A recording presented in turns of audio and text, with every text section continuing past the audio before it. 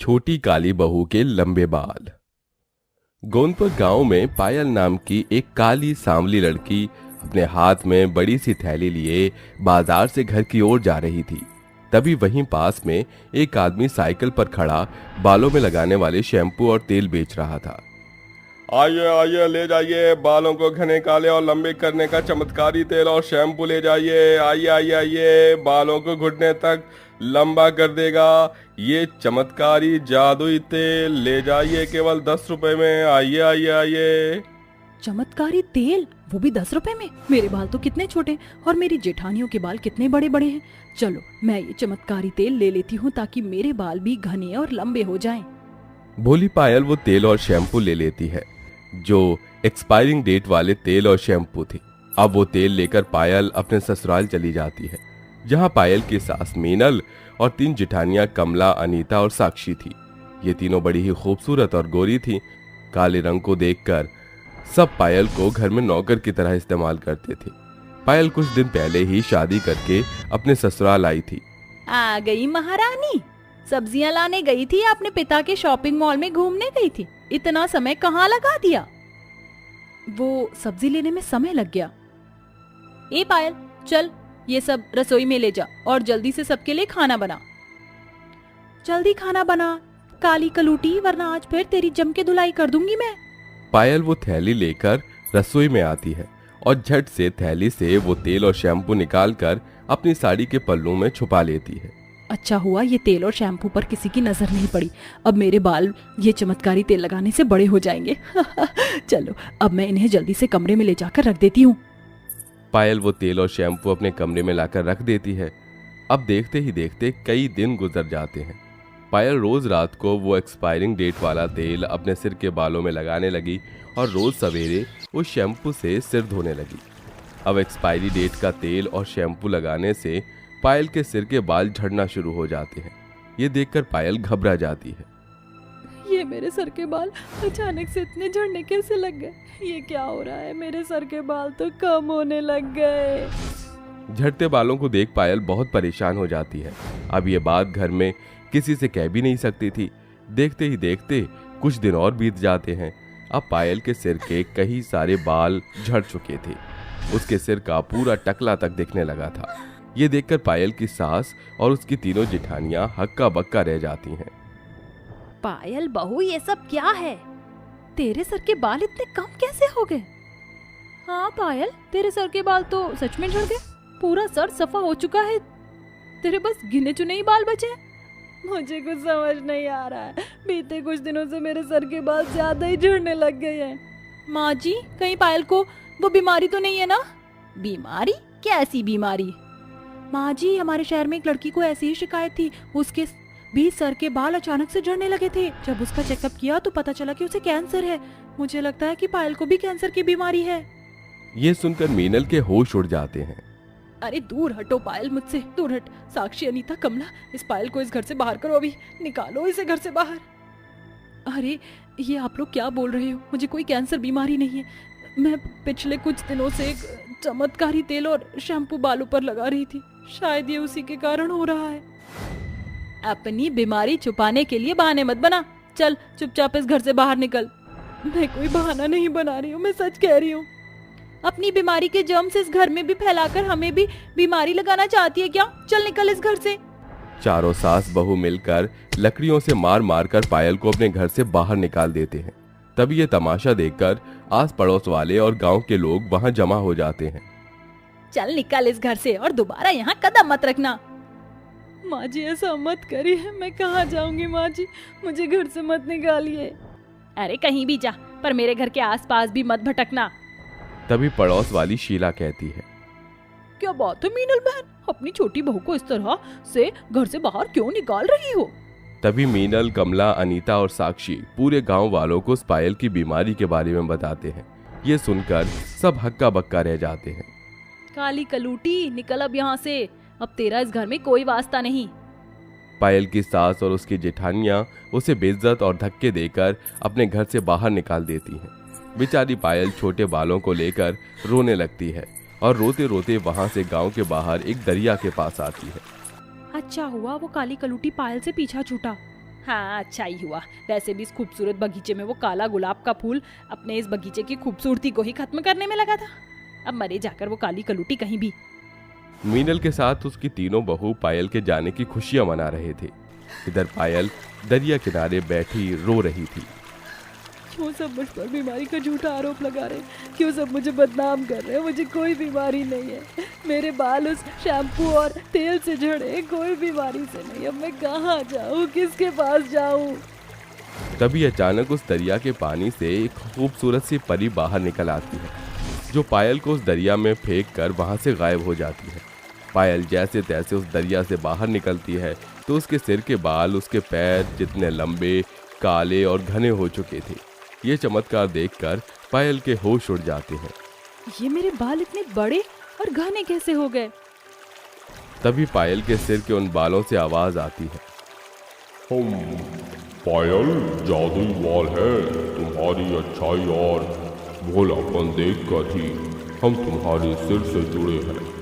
अब तुम हमसे जो बात कहोगे वो बात पूरी हो जाएगी। ये बात सुनकर पायल और खुश हो जाती है और वो अपने ससुराल चली जाती है। पायल का ऐसा अवतार देखकर मीनल और सब हक्का बक्का हो जाते हैं। ये क्या, काली कलूटी नकली बाल पहनकर हमें उल्लू बनाने आई है। साक्षी बहू, एक कैंची ले और इस कलूटी के सारे नकली बाल काट दे। साक्षी जैसे ही कैंची लेकर पायल की ओर बढ़ती है तभी पायल अपनी जादुई बालों से कहती है, ऐ मेरे जादुई बाल, इन चारों के सर के सारे बाल हमेशा के लिए गायब हो जाएं और इन चारों का रंग मुझसे भी ज्यादा काला हो जाए। इतना कहा था कि तभी मीनल, कमला, अनीता और साक्षी ये चारों टकले हो जाते हैं। इनके सिर के सारे बाल गायब हो जाते हैं और उनका रंग भी काला हो जाता है।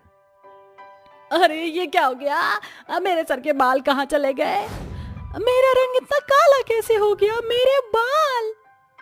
चारों अपना बदला अवतार देखकर बहुत रोने लगती हैं। आप चारों ने मुझे बहुत तड़पाया है। मैं आपसे मिन्नतें करती, तड़पती रही, पर आप चारों ने मेरी एक नहीं सुनी थी और मुझे सरेआम पूरे गांव में बदनाम कर दिया। मुझ पर बीमारी का झूठा आरोप लगाया। आप चारों के कारण सब मुझ पर कितना हंस रहे थे, मेरा कितना मजाक बना रहे थे। अब जाकर आप चारों को एहसास होगा कि बिना बाल और काले रंग के होने से कैसी तकलीफ होती है। इतना कहकर पायल वहां से चली जाती है और इधर चारों का रो रो कर हाल से बेहाल हो रहा था। उसके बाद वो चारों घर में रोते रहे और इधर पायल अपने जादुई बालों से गरीब लोगों की मदद करके उन्हें अमीर बनाने लगी। किसी भी लड़की के लिए उसके ससुराल का पहला दिन बहुत ज्यादा खास होता है। हर लड़की यही चाहती है कि उसका ससुराल का पहला दिन अच्छा जाए। ऐसे ही कुछ पूजा भी सोच रही थी। पूजा का आज ससुराल में पहला दिन था। अरे ये क्या, मैं इतनी देर तक सोती रही। सुबह के 6 बज चुके हैं। जल्दी से उठकर तैयार हो जाती हूँ, वरना सब सोचेंगे कि कैसी बहू है, ससुराल के पहले दिन भी इतनी देर तक सो रही है। पूजा जल्दी से रेडी हो जाती है और सबके लिए नाश्ता बनाने लगती है। तभी रेनू उसके पास आती है। अरे तुम उठ गई। कोमल, संजना और आशा भी अब किचन में आ जाती हैं। खुशबू तो बहुत अच्छी आ रही है। क्या बन रहा है खाने में? भाभी, सबके लिए हलवा बना रही हूँ। क्या हलवा? ये कौन बनाता है? लेकिन भाभी, आज मेरा ससुराल में पहला दिन है और नई नवेली बहू तो हमेशा हलवा ही बनाती है अपनी पहली रसोई में। पूजा, ये हलवा एक मिडिल क्लास डिश है। हमारे यहाँ नई नवेली बहू कस्टर्ड, रसमलाई जैसी चीजें बनाती है, ना कि हलवा। आशा, तुम भी किसे समझा रही हो? हम शहर के रहने वाले हैं और ये ठहरी गांव की। इसे क्या पता कि कस्टर्ड रसमलाई क्या होती है? शायद इसने तो पहले इन चीजों का नाम भी नहीं सुना होगा। चारों जेठानियां बेचारी पूजा का मजाक बनाकर वहां से चली जाती है। पूजा उन्हें कुछ नहीं कहती और चुपचाप से अपनी पहली रसोई का खाना बनाने लग जाती है। अब सब खाना खाने के लिए डाइनिंग टेबल पर बैठते हैं। अरे वाह बहू, खाना तो बहुत अच्छा बना है। तुम्हारे माता पिता ने सही कहा था, तुम्हारे हाथों में तो जादू है। चलो अच्छा है, कम से कम तुम्हें खाना बनाना तो आता है, वरना मुझे तो लगा इतने गरीब परिवार के होने के बाद शायद तुम्हें अच्छा खाना बनाना नहीं आता होगा। आशा, ये कैसी बात कर रही हो तुम? माँ जी, आशा सही तो कह रही है। पूजा है भी तो इतने गरीब घर की, ऊपर से गांव की, तो कहाँ इसे कुछ इतना पता होगा। बड़े लोग कैसे रहते हैं, कैसे खाते हैं? अपनी पत्नी का ऐसा मजाक बनते हुए अमन को गुस्सा तो बहुत आता, लेकिन रिश्ते में छोटे होने की वजह से वो अपनी भाभी को कुछ नहीं कह पाता है। शालिनी एक बहुत अच्छी सास थी। वो अपनी छोटी बहू पूजा के साइड रहती थी और ऐसे ही पूजा का ससुराल का पहला दिन खत्म होने को आता है। पूजा, क्या तुम हम सब के लिए कुछ भी नहीं लाए हो अपने मायके से? नहीं भाभी, ऐसा नहीं है। मेरी माँ ने आप सबके लिए साड़ी भेजी है। अच्छा, तो दिखाओ साड़ी, हम भी तो देखें गांव में कैसी साड़ी पहनते हैं। हम तो हमेशा ब्रांडेड साड़ी ही पहनती हैं। पूजा अपने बैग से सबके लिए साड़ी निकालती है। साड़ी तो बहुत सुंदर है, लेकिन इतनी महंगी और सुंदर साड़ी तुम्हारे घर वाले लाए कहाँ से? मैं तो भाई ये वाली साड़ी लूंगी। लेकिन भाभी, ये साड़ी तो माँ ने मुझे दी थी। पूजा, क्या तुमने अपने आप को कभी देखा है? ये साड़ी गोरे लोगों पर अच्छी लगेगी, ना कि तुम जैसी काली पर। मेरा रंग देखो कैसा है। ये साड़ी मुझ पर अच्छी लगेगी, ना कि तुम पर। कोई बात नहीं भाभी, आपने सही कहा। ये साड़ी आप पर ही अच्छी लगेगी। पूजा उदास मन से वो साड़ी संजना को दे देती है और ऐसे ही पूजा का ससुराल में पहला दिन निकल जाता है। अगले दिन पूजा, कोमल, आशा, रेनू, संजना, कहाँ हो सब? यहाँ आओ। क्या हुआ माँ जी? लखनऊ वाली बुआ की तबीयत खराब हो गई है, इसीलिए मैं और तुम्हारे ससुर जी उन्हें देखने के लिए लखनऊ जा रहे हैं। तो हम कुछ दिन के बाद ही घर वापस आएंगे। और अमन भी बिजनेस की वजह से कुछ दिनों के लिए बाहर जा रहा है, इसलिए तुम पांचों को ही पीछे से सारा घर देखना है। ठीक है माँ जी, आप आराम से जाइए, हम सब संभाल लेंगे। शालिनी, नरेश लखनऊ से निकल जाते हैं और अमन भी अपनी बिजनेस ट्रिप के लिए निकल जाता है। चारों जेठानियों को अपने अमीर और खूबसूरत होने पर इतना घमंड था कि वो पूजा को अपने सामने कुछ समझते ही नहीं थे। वो चारों नई नवेली दुल्हन से घर का सारा काम करवाती हैं। ये लो पूजा, ये मेरे और बाकी सभी के कपड़े हैं। इन्हें अच्छे से धोकर ऊपर छत पर सुखा देना, उसके बाद घर की सारी सफाई भी कर देना। पूजा को काम थमाकर संजना बाकी जेठानियों के साथ बैठकर आराम से बातें करने लगती है और पूजा अपने गांव के तरीके से कपड़े को थपकी देकर धो रही होती है कि तभी थपकी की आवाज सुनकर सारी जेठानियां बाथरूम की तरफ आती हैं। अरे ये क्या, ऐसे कपड़े कौन धोता है? तुम पागल हो? तुम जानती हो कितने महंगे कपड़े हैं ये? कभी सपने में भी इतने महंगे कपड़े देखे?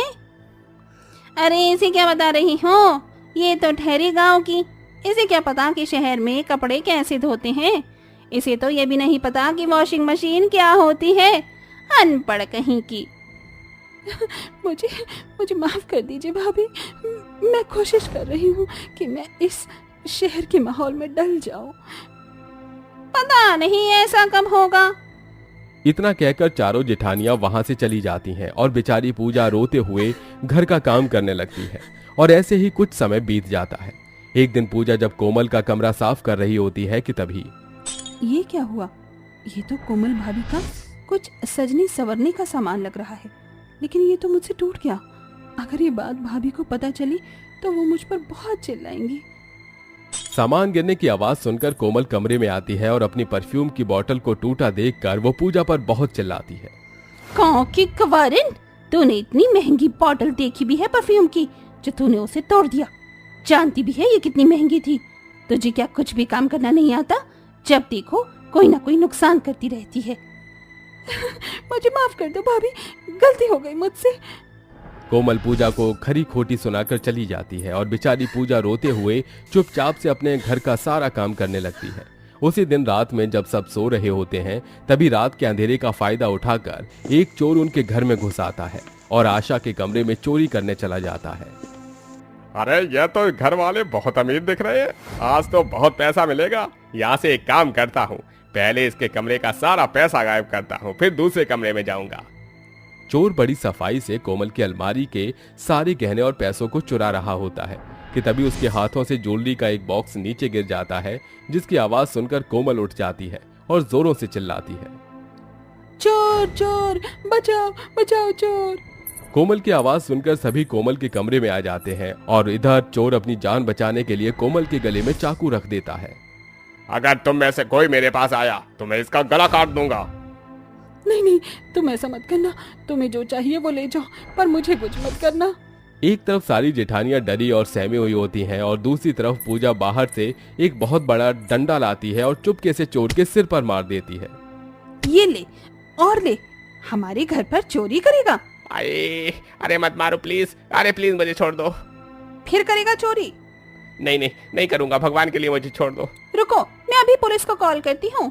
संजना के कॉल करते ही पुलिस वहां आ जाती है और चोर को वहां से ले जाती है। पूजा की ये बहादुरी देखकर सब बहुत खुश थे और अपनी गलती पर शर्मिंदा भी। मुझे माफ कर दो पूजा, मुझसे बहुत ही बड़ी गलती हो गई। अगर आज तुम ना होती तो शायद मैं आज जिंदा भी ना होती। मुझे भी माफ कर दो पूजा, मैंने भी तुमसे अच्छा बर्ताव नहीं किया है। नहीं भाभी, आप माफी मत मांगिए, आप मुझसे बड़े हैं। नहीं पूजा, बड़े होने के बावजूद भी हमने तुमसे अच्छा बर्ताव नहीं किया, प्लीज हमें माफ कर दो। भाभी, आप सबको अपनी गलती का एहसास हो गया है, मेरे लिए इतना ही काफी है। आप प्लीज मुझसे माफी मत मांगिए। चारों जेठानियों को अपनी गलती का एहसास हो गया था। देखते ही देखते कुछ दिन बीत जाते हैं और शालिनी, नरेश और अमन वापस घर आ जाते हैं। जेठानियों और देवरानियों को साथ में देख शालिनी बहुत हैरान होती है और वो कहती है, ये क्या, तुम चारों तो पूजा का मजाक उड़ाया करते थे, लेकिन आज तुम सब एक साथ कैसे हो? पूजा सारी बातें अपनी सास को बताती है, जिसे सुनकर शालिनी को गुस्सा तो आता है, लेकिन वो ये जानकर खुश भी होती है कि अब पांचों बहुओं में कोई भी मनमुटाव नहीं है, सब खुशी से साथ में रह रही हैं।